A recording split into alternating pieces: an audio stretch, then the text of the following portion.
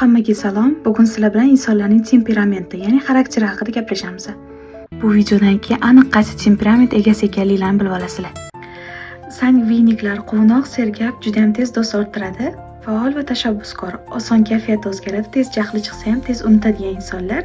Kuchli tomonlari odamlar bilan tez til topishadi, zaif tomonlari bo'lsa, bitta narsani boshlashsa, undan juda ham tez zerikadigan insonlar.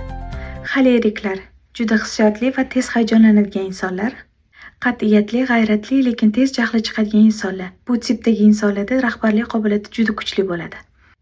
Kuchli tomonlari energiyali, tez qaror qabul qiladi, yetakchilik qila olishadi. Zaif tomonlari sabrsiz, ba'zan tajovuzkor yoki keskin gapirishi mumkin.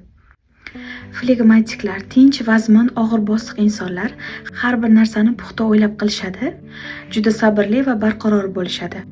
Kuchli tomonlari ishonchli, vaziyatni sovuqqonlik bilan hal qilishadi, tez-tez xatolikka yo'l qo'yishmaydi.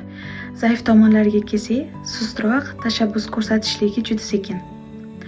Oxirgi tipdagi insonlar bu melanxoliklar, nozik qalb egalari desak adashmaymiz. Bo'layotgan hodisa voqealardan tezda ranjishadi va tashvishga tushib qolishadi. Kuchli tomonlari ijodkorlikka moyil va hissiyotlarni juda ham chuqur his qilishadi. Zaif tomonlari birozgina o'ziga ishonchsiz. Xulosa qilib aytganda, hech qaysi temperamentning yaxshi va yomon tomoni bo'lmaydi. Har birining o'zining kuchli va zaif nuqtalari bor. Siz qaysi xarakter egasiman deb o'ylaysiz? Yozib qoldiringlar.